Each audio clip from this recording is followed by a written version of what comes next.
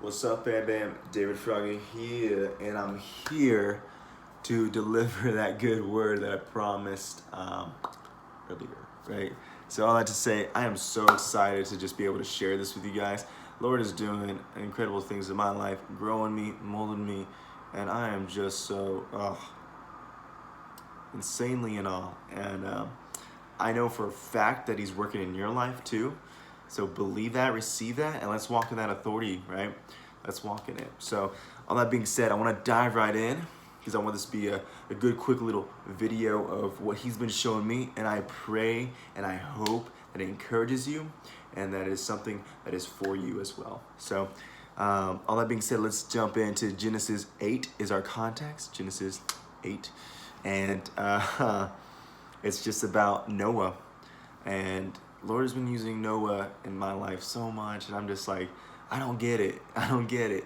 And every once in a while, He just hits me with these nuggets, and He's like, "You're gonna get it, right?" And I'm like, I got it. I think I understood something, right? And so now I'm meditating on that. But all that being said, Genesis 8, and the title of that little section, if you have those Bibles that have put little titles on there, is like the flood subsiding. So it's after the flood, after the earth was wiped clean, kind of clean slate kind of thing, and Noah was floating around with his family and those little sheep going like bleh, right, like and all those lions and whatnot. Anyways, all that being said, it's really cool because it then says, so the verses that we're going to be reading through is 4 through 6. So I want to hit those up real quick, and then I kind of want to break down what the Lord's been showing me. So verse 4 is, in the 7th month, on the 17th day of the month, the ark came to rest on the mountains of Ararat. And the waters continued to abate until the 10th month, and the 10th month, right? On the first day of the month, the tops of the mountains were seen. At the end of the 40 days, Noah opened the window of the ark that he had made.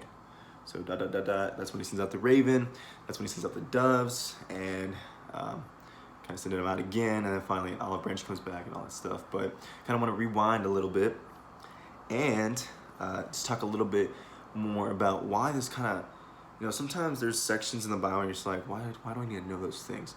But like the Holy Spirit then comes in, He's like, okay, let me show you something real quick. Boom, boom, boom, and it comes alive. So as I was asking the Holy Spirit, hey, show me something in this first section because I don't know how that's important.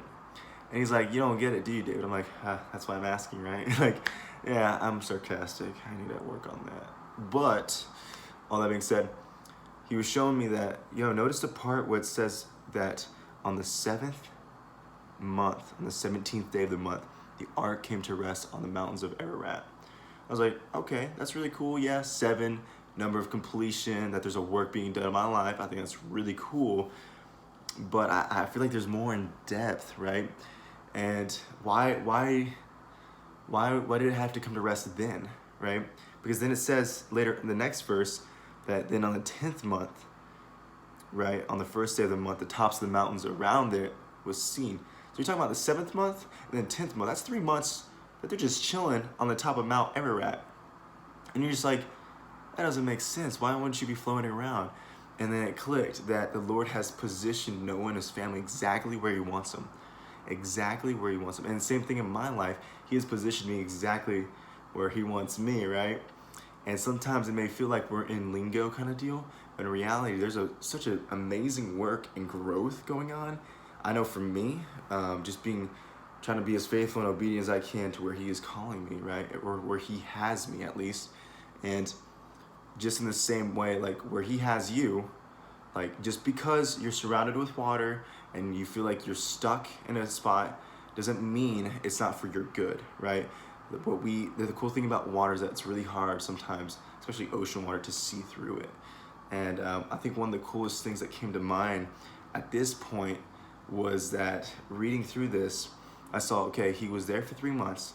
Then if you continue reading on verse 6, at the end of 40 days, Noah opened the window of the ark. And I was like, holy mess. So he was there for 3 months, 40 days. Then he's like, I'm gonna check this out. All right, I see the little mountaintops around. Maybe we can get out of here, right?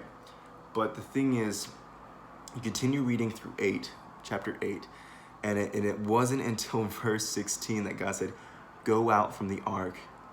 And so like the Lord had opened that door for him to actually go out. But I want to take a step back for you to understand something that, the cool thing that the waters were at the point of Mount Ararat, right? Where the ark was at. But after 3 months, started lowering and lowering. You can see mountaintops. Okay, but then after some time, started lowering, the water levels. Lowering, and then you can see the valleys. And then you can see the land, and then you can see dryness. But guess what? The ark is at the highest point. And it reminded me of 2 Peter 5, where it talks about shepherding the flock, that humble yourselves so at the proper time he will elevate you. And I think it's really cool because just obedience and just listening to the voice of God and where he has already called his people, which is the Great Commission, to go out to all nations, and making disciples of them, right? Baptizing in the name of the Father, Son, and the Holy Spirit. And I think it's amazing because we always are looking around, kind of like what I said in my previous video, what is my calling? What is my calling? And he's like, the one that has already been calling you has called you already, like in Matthew 28, right? So that is something that just hit me, because I was like, my surroundings, your circumstance could be your surroundings, may not seem ideal. My surroundings may not seem like they make sense, but I'm here. And I will be still. I will just be still and know that you are God. And I will just be, break it down. Like, I'll be what you've called me to be. Who you say I am. I will be who you say I am. An heir to the throne. A child of God. Someone who has meaning, purpose, and direction every single day of my life. And I just want to encourage you guys with that even before, you were even born, even before time began, he knew you. And that's something that just blows my mind, that he knew you and he has a purpose for you, a meaning and direction every single day of your life. And I just want to encourage that, and I hope you receive that and just dig into this. I think if you really want to read a little bit more in context, go to Genesis 8. Something that really hit me even before reading Genesis 8 was Genesis 6, the last verse of chapter 6 of Genesis 6. It literally says, Noah did this. So this is when he was building the ark. So the crazy thing about it, right? And God had given him all that he needed, dimensions and everything, right? And he said, Noah did this. He did all that God had commanded him. Man, that is such an amazing thing to be said about someone, that you did all that God had commanded you. That's a legacy, and that is a blessing for generations to come. So all that being said, that's what I want to share with you guys. I hope it encourages y'all. But I just want you to know that God just loves you just the way you are, but he wants you to continue growing. He wants you to continue stewarding well, what he has given you. And just be grateful, right? Because his entire word is truth and commandments. They're promises, in other words. And so truths are things that we are grateful for. Commandments are things that we ask to receive and walk in, right? So I think it's so amazing, just the way he ties all this in, right? That is just so threaded, his word. It never returns void. So all that being said, much love. You guys have a great week. And, DM me, send some encouragement, send some thoughts, comments, share this. But all that being said, you guys keep running the race. David Fraga, peace and out.